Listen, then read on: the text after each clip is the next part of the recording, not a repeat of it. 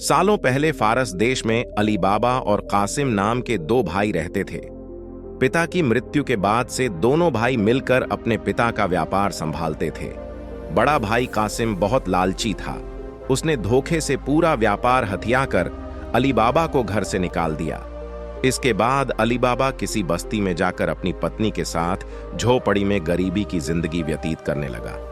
वह रोजाना जंगल जाकर लकड़ियां काट कर लाता और बाजार में उन्हें बेचकर जैसे कैसे घर का गुजारा चलाता था। एक दिन अली बाबा ने जंगल में लकड़ी काटते समय 40 घुड़सवार को वहां आते हुए देखा। सभी घुड़सवार के पास धन की पोटली और खंजर थे। ये देखकर वह समझ गया था कि ये सभी चोर हैं। अली बाबा एक पेड़ के पीछे छिपकर उन्हें देखने लगा। तभी सभी घुड़सवार एक पहाड़ के पास जाकर खड़े हो गए। तभी चोरों के सरदार ने पहाड़ी के सामने खड़े होकर बोला, खुल जा सिम सिम।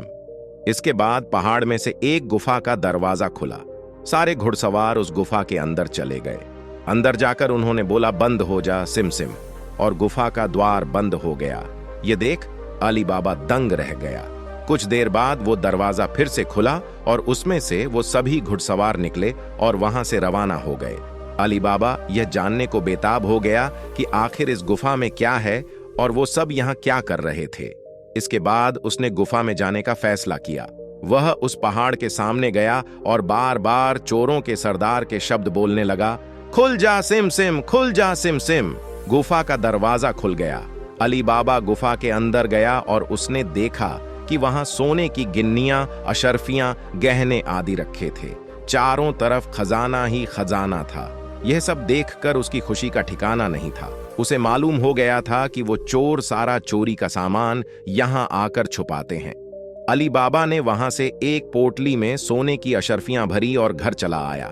घर जाकर अली बाबा ने इस पूरे किस्से के बारे में अपनी पत्नी को बताया। एक साथ इतनी सारी अशर्फियां देखकर उसकी पत्नी हैरान रह गई और अशर्फियों को गिनने बैठ गई। तभी अली बाबा ने बोला कि ये इतनी अशर्फियां हैं कि इन्हें गिनते गिनते रात हो जाएगी। मैं गड्ढा खोदकर इन्हें छुपा देता हूं, जिससे किसी को भी हम पर शक न हो। अली बाबा की पत्नी बोली, मैं इनकी गिनती नहीं कर सकती हूं, लेकिन अंदाजे के लिए इन्हें तोल तो सकती हूं। अली बाबा की पत्नी भागती हुई कासिम के घर गई और उसकी पत्नी से गेहूं को तोलने के लिए तराजू मांगने लगी। यह देखकर कासिम की पत्नी को उस पर शक हुआ। उसने सोचा कि इन गरीब लोगों के पास अचानक उनके पास इतना अनाज कैसे आया। वो अंदर गई और तराजू के नीचे गोंद लगाकर लाई और उसे दे दिया। रात को अली बाबा की बीवी ने सारी अशर्फियों को तोला और तड़के सुबह उनका तराजू लौटा आई। कासिम की पत्नी ने तराजू को उल्टा करके देखा तो उस पर सोने की एक अशर्फी चिपकी हुई थी। उसने यह बात अपने पति को बताई। कासिम और उसकी पत्नी यह जानकर जल भुन गए। दोनों को रात भर नींद नहीं आई। सुबह होते ही कासिम अली बाबा के घर गया और उससे धन का स्रोत पूछने लगा। यह सुनकर अली बाबा ने कहा, आपको कोई गलतफहमी हुई है, मैं तो एक मामूली लकड़हारा हूं। कासिम ने बोला कि तुम्हारी बीवी कल हमारे घर से अशर्फियों को तोलने के लिए तराजू लेकर गई थी।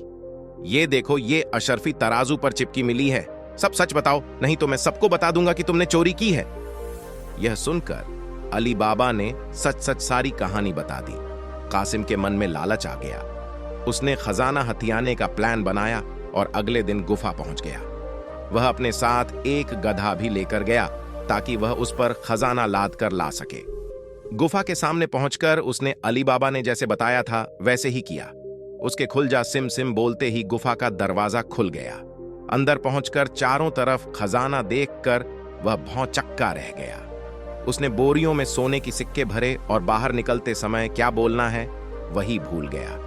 गुफा से बाहर निकलने के कासिम ने तमाम प्रयास किए, लेकिन कोई रास्ता न निकला। वह गुफा के अंदर कैद हो जाता है। कुछ देर बाद जब चोरों का गिरोह वहां पहुंचा तो उन्होंने देखा कि बाहर एक गड्ढा बंधा है। वे समझ जाते हैं कि यहां कोई आया है।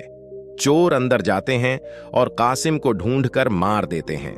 इधर जब कासिम घर नहीं पहुंचता तो उसकी पत्नी परेशान हो जाती है और अली बाबा के घर जाकर बड़े भाई को ढूंढकर लाने के लिए बोलती है।